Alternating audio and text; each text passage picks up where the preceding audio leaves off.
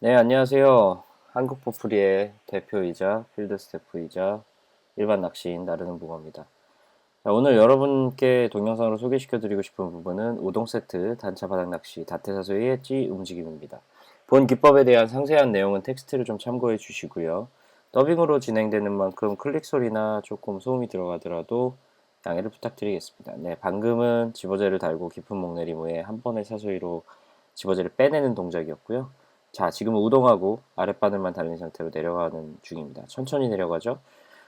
최근에 이 기법을 처음 소개를 했던 부분이 14년도였어요. 14년도 10월에 제가 다음 카페에 써놨었는데, 그 당시에는 약간 어려웠던 부분들이 지금은 찌의 개발로 많이 해소가 됐습니다. 그렇기 때문에 정식 기법 공략에 게시를 하게 됐고요.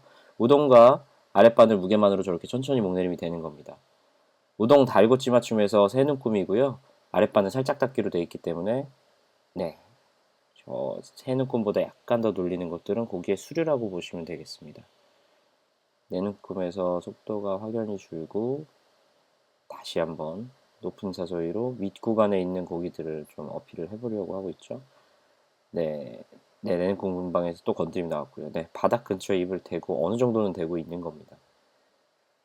여기서 안착됐는데 반응이 없자 다시 재차 사소리를 해서 천천히 낙하시키죠. 우동이 천천히 낙하되고 건드림 나오고 쿡. 네, 바닥에 안착되자마자 입질이라고 보시면 됩니다. 다음은 목내림 중에 높은 구간 입질을 조금 소개를 시켜드리려고 해요. 붕어가 개체가 어느 정도 모인다거나 붕어들이 활성이 아직 있어서 바닥권이 아니라 바닥 편납에서부터 목줄 사이의 구간에 위치하고 있다면 이러한 형태의 입질도 모두 취하셔야 됩니다. 이럴 때는 물론 조금 더 안정시켜서 아까 보여드린 바닥에 안착되는 순간의 입질까지 조금 안정을 시킬 필요가 있고요. 또 너무 안정을 시켜버리면 본 기법은 너무 안정을 시켜버리면 자칫 조가가 좀 늘어질 수가 있어요. 그렇기 때문에 그럴 때는 약간 더 집어제를 풀어서 위쪽에서 조금 더 풀어줘서 높은 구간 입질을 만들어낸 다음에 부상과 안정을 계속 왔다 갔다 하는 겁니다. 자, 새누콩 근방에서 나왔고 높은 구간 사소히 예, 여섯 둥근 금방에서 스륵하고 들어가죠. 저런 것도 딱딱 끊어지진 않더라도 내려가는 과정이기 때문에 채줘야 됩니다. 자, 다시 한번 그러면 안착 직전, 요거는 아까는 안착 직후의 입질이었고요. 맨 처음에 보여드린 건. 두 번째는 목내림 중에 높은 구간 입질이었습니다. 이번에는 안착 직전의 입질입니다. 안착 직전 직후의 입질이 가장 베스트라고 보시면 되고요. 이 상황이 계속 반복된다면 좋지만 집어가 좀 빠진다 싶으시면 조금 더 집어를 풀어줘서 높은 구간 입질에서 눌러가면서 요 입질을 계속 유도해내는 게 좋습니다. 네, 내누콩 근방에 왔다 갔다 하죠. 안착 직전 직후에 건드림이 계속 나왔고요. 네, 이번엔 별 건드림이 없고 수류만 나오네요. 수류만 나왔기 때문에 수면 위로 세 눈금이 아니라 두 눈금이 나온 겁니다. 수류에 눌려서 예, 우동 위치를 조금 이동시켰어요. 방금 옆으로 하는 사소리로. 네, 내눈금 근방에서 명확하게 들어오는 입질까지 보셨고요. 자, 중간 크기에 지금 이렇게 크게 주는 사소리만 보여드렸는데 중간 정도, 한 3, 4눈금 정도 사소리에 반응하여 먹이는 입질을 한번 보여드릴게요. 이렇게 하는 이유는 분명히 바닥 근처에 있기 때문에 굳이 큰 사소리를 하다 보면 거기에 수레가 나온다, 몽골림이 나온다거나 하는 문제가 있기 때문에 작게 지금 3눈금만 사소리를 줬죠. 네. 지금도 4눈금 정도 사소리를 줬죠. 몸통까지는 아니더라도 한 서너 눈금 정도 사소리를 줘서 먹이는 입질이었습니다. 다음은 몇 번의 입질을 놓치고 나서 우동이 떨어진 상태를 한번 볼게요. 일반적인 바닥 낚시랑은 다르게 단차 바닥 낚시 우동 세트와는 다르게 본 기법은 우동을 달고 찌맞춤을 합니다.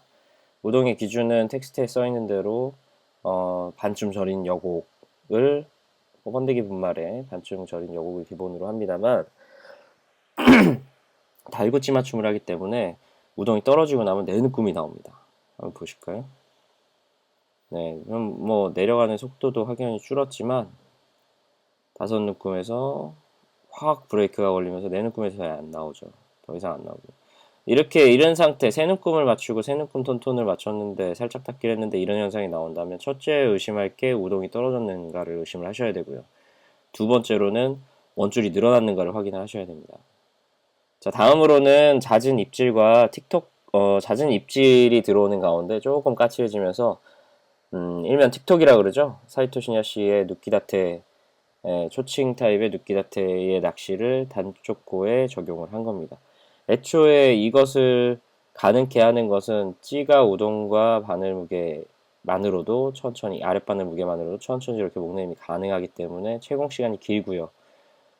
그리고 밥은 단차 바닥 낚시 같은 경우에 바닥에 계속 누적이 돼 있기 때문에, 그리고 고기가 어느 정도 들어오면 수류로 인해서 그것들이 완전히 바닥이 아니라 바닥 근처에 좀 날리기 때문에 그거를 응용해서 이렇게 하는 겁니다. 지금 여러 번 입질이 들어왔는데 짧은 챔질로, 짧은 챔질로 헛방이 나와도 빼내지 않고 다음 밥을 넣지 않고 이미 고기가 있기 때문에 히트로 이어내기 위한 상황입니다. 사실상 조가를 2배 이상 일반적인 단차바닥 낚시보다 상황이 맞다면 단차바닥 낚시 다테다소이로 조가를 2배 이상 올릴 수 있는 이유는 이런 부분이라고 해요. 확률적인, 그리고 다양한 찌 움직임을 한 번에 투척해서 체크를 해서 어떤 게 히트율이 높은가를 체크할 수 있다라는 거죠.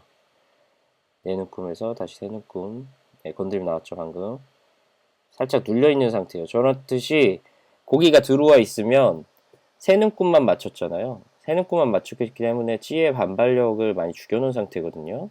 방금 짧은 챔질을 했는데 그 다음에 감각적으로 고기가 달려있기 때문에 걷어냈습니다. 자, 수온이 내려가면서 이 지금 보여드린 모든 찌 움직임은 처음부터 제가 그 은연 낚시터에서 낚시를 하면서 그 시간의 흐름에 따라서 앞뒤를 섞지 않았어요. 낚시를 하면서 이어지는 걸 그대로 해서 다양한 찌 움직임 핵심적인 걸 편집을 한 겁니다. 이 동영상은 수온이 내려가면서 바닥에서 안정적으로 먹는 상태예요. 당일도 많이 추웠거든요. 수온이 지금 툭툭 떨어집니다. 그렇기 때문에 오후로 밤늦게 해가 넘어간다든지 일조량이 없는 날이라든지 그렇다면 바닥에 입을 대고 먹는 상태가 많을 수 있어요. 그런 경우에서는 일반적인 노멀 타입의 단차 바닥 낚시도 좋고요.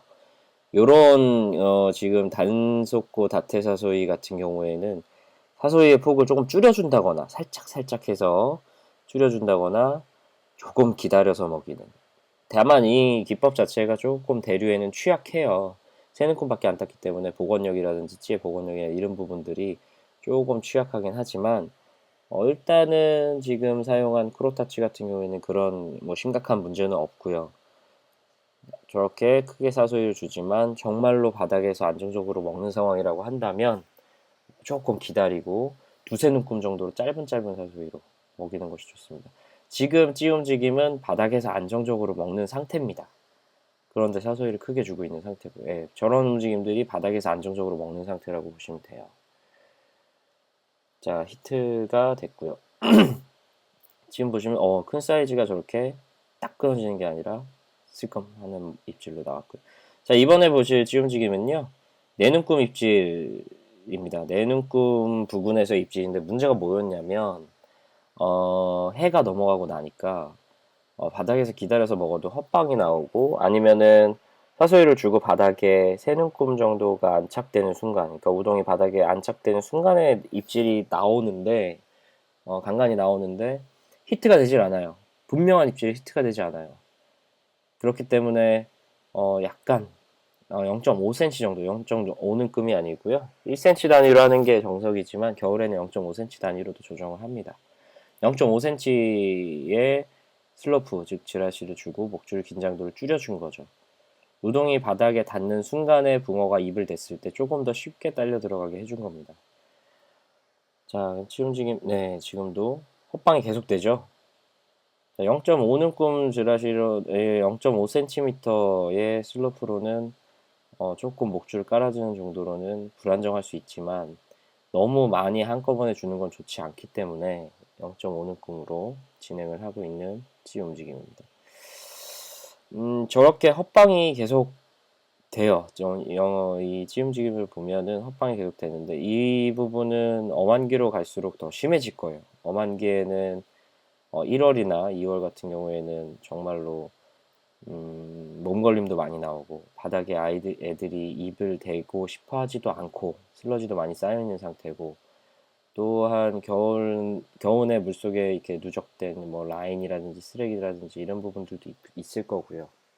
하물며 대류도 좀 심할 겁니다.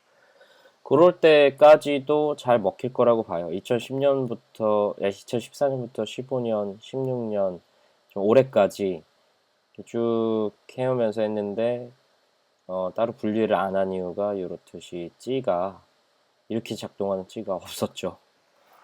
하이토 시너시 기법이랑 단속코 다테의 기본에 정립해 놓은 부분이랑 결합을 시켜서 겨울에도 좀 괜찮은 효과를, 그리고 뭐 지지고 멍 때리고 있는 게 아니라 좀 더 공격적인 단차바닥 낚시, 수비적인 단차바닥 낚시가 아니라 조금 더 공격적인, 그 직접적이고 컨트롤 능력에 따라서 조과가 확확 갈릴 수 있는 그런 기법으로 한번 정리를 해봤습니다.